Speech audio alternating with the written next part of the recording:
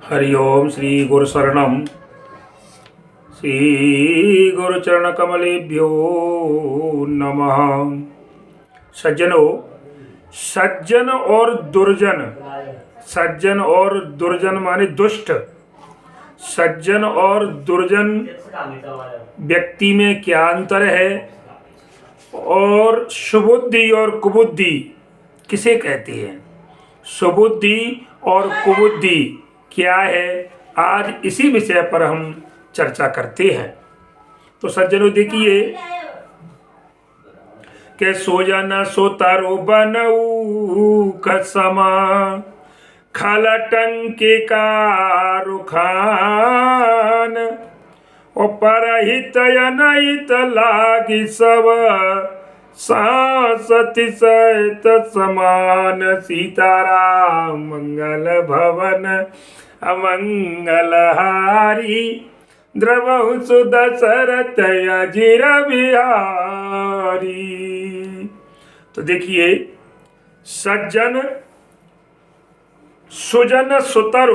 देखिए सज्जनों के जो सज्जन पुरुष होते हैं वो सुंदर, लाभदायक और एक सुतरु कहती है सुंदर वृक्ष की तरह। कौन सा? कई कपास बन ऊक सम। तो देखिए सज्जन जो पुरुष हैं सुंदर कपास और ऊक के पौधे के समान होते हैं। ध्यान दीजिए आप, ऊक का पौधा और कपास का पौधा इसके समान तो सज्जन होते हैं। अब कई तो कि दुर्जन, कई खल टंके का रुखान। खल माने दुष्ट।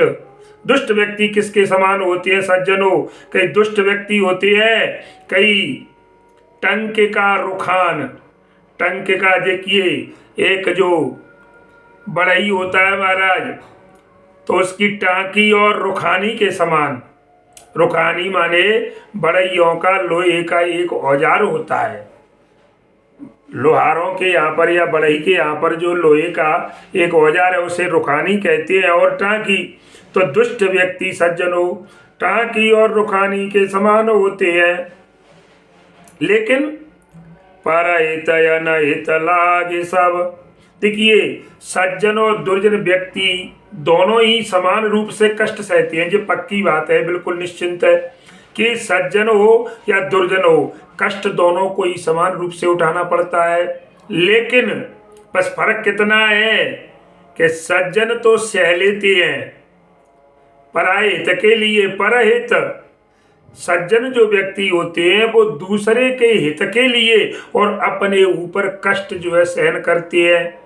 दूसरों के लिए करते हैं, वो अपने लिए नहीं कर, खुद के लिए उन्हें कोई दिक्कत नहीं है। और दुष्टों का क्या काम है कि अनहित लागे। दुष्ट व्यक्ति होते हैं वो दूसरों के अहित के लिए कष्ट सहन करते हैं। चाहे हमारा नुकसान हो जाए, हमारा भले ही चाहे हाथ टूट जाए, लेकिन सामने वाले का दुगना नुकसान होना चाहिए। ये दुष्टों की प्रवृत्ति होती है।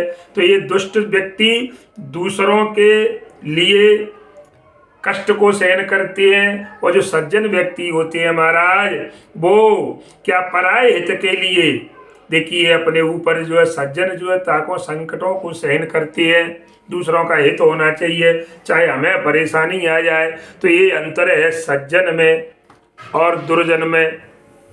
दूसरे उदाहरण में आप देखिए, बाबा गोस्वामी ने लिखा है कि पियाई सोमन रस अले बेटा पा काटी कौल फल खात तुलसी तरु जीवी जुगल सोमति कुमति की बात सीताराम मंगल भवनय मंगल हारी द्रवहु सुदशरथ अजिर बिहारी।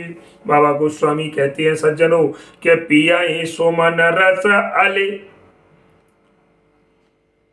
अले माने भौरा। देखिए कौल, भील जंगली जातियां होती है जिसे अपन आदिवासी कहते हैं। तो देखिए सज्जनों बताया है कि पिया ही सुमन रस अले। बेटा देखिए जो भौरे होते हैं फूलों का रस पीते हैं और इधर भील भी दोन ये भी। देखिए एक वृक्ष है, पिए सुमन रस अल बिटप, एक पौधा है, पेड़ है, उस पर फूल लगते हैं तो भौरे उस फूल के रस को पीती है। और बिटप काट कौल फल खात, और दूसरी तरफ एक भील है, वो उसी पेड़ के सहारे जीती है। कहने का मतलब है भ्रमर तो फूलों का रस पीते हैं, उसी वृक्ष के फूलों के रस को जो है पान करते हैं,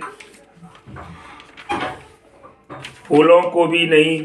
और कौल तो क्या करते हैं, उसी भील वृक्ष को जो है, कौल जो भील है उस वृक्ष को काट करके उसका फल खाते हैं। यही ये सुबुद्धि और कुबुद्धि की बात है महाराज।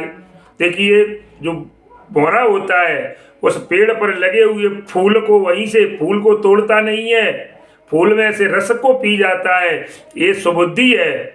और कुबुद्धि क्या है कि जो भील जातियां हैं, जो जंगली जातियां हैं, वो उस पेड़ को काट भी देते हैं, अगर वो तोड़ने से दूर है तो काट भी देते हैं, पूरे पेड़ को नष्ट कर देते हैं। और या फिर उन फलों को तोड़ करके उसको डाल को भी तोड़े तो वृक्ष को काट देते हैं। सीधी सी बात उन्होंने तो यही लिख दिया कि उनको ये विचार नहीं है कि ये अगली बार फिर भी तो फल देगा, नहीं, लेकिन उनको तो अपना फायदा होना चाहिए।